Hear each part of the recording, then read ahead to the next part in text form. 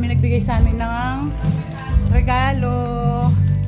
Thank you, bye. Sa lagi mong pagbigay sa amin ng gift tuwing Christmas. Tignan natin guys kung ano yung mga binigay niya sa atin. Open lang natin. Wait lang.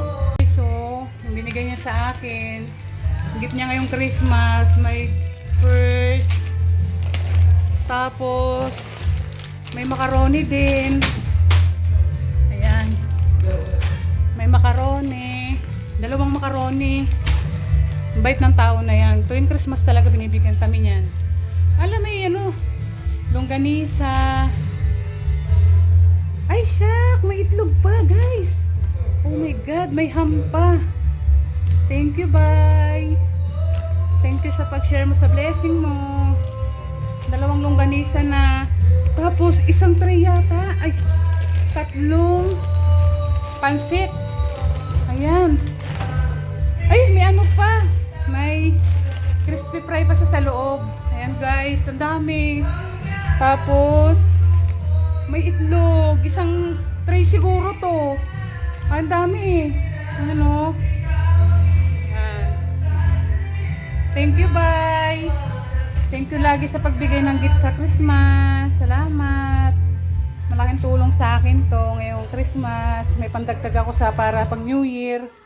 Ayan guys, lagay natin dito. Grabe. Kaya alam mo yung tao na yan, mag-isa lang yan sa buhay. Binibless talaga siya ni Papa Jesus. Kasi, ano mo naman, picturean ko. Nakakatuwa. Kunin ko muna tong yung ano. Dami na nga namin mga puro bigay lang yan. Ayan. Thank you, bye. Thank you sa pag-share mo lagi. Ayan siya guys.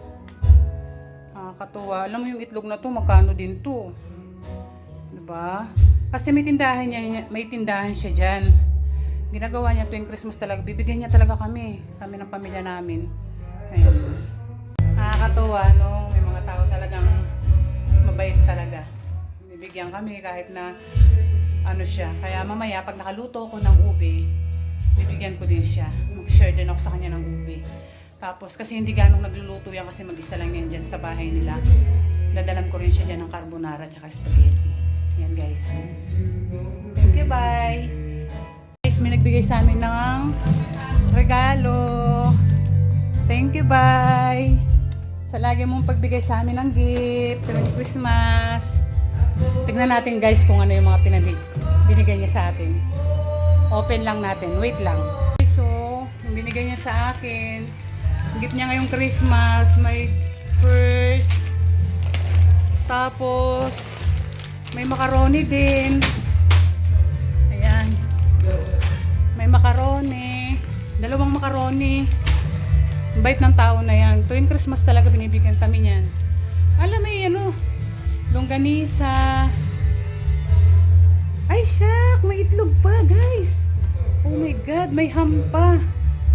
Thank you, bye. Thank you sa pag-share mo sa blessing mo. Dalawang longganisa na. Tapos, isang tray yata. Ay, tatlong pansit. Ayan. Ay, may ano pa. May crispy fry pa sa loob. Ayan guys, ang dami. Tapos, may itlog. Isang tray siguro to. Ang dami. Ano? Thank you, bye. Thank you lagi sa pagbigay ng gift sa Christmas. Salamat. Malaking tulong sa akin to ngayong Christmas. May pandagdag ako para pang New Year. Ayan guys, lagay natin dito. Grabe. Kaya alam mo yung tao na yan, mag-isa lang yan sa buhay. Binibless talaga siya ni Papa Jesus. Kasi, ano mo naman, picturean ko. Nakakatuwa. Kunin ko muna tong yung ano. Dami na nga namin mga puro bigay lang yan. Ayan. Thank you, bye. Thank you sa pag-share mo lagi. Ayan siya guys. Nakakatuwa. Alam mo yung itlog na to, magkano din to. Diba? Kasi may tindahan siya dyan. Ginagawa niya tuwing Christmas talaga. Bibigyan niya talaga kami ng pamilya namin. Ayan. nakakatuwa, no? May mga tao talagang mabait talaga. Bibigyan kami kahit na ano siya. Kaya mamaya, pag nakaluto ko ng ube, bibigyan ko din siya. Mag-share din ako sa kanya ng ube. Tapos, kasi hindi ganong nagluluto yan kasi mag-isa lang yan dyan sa bahay nila. Dadalan ko rin siya dyan ng carbonara at spaghetti. Yan guys. Thank you, bye!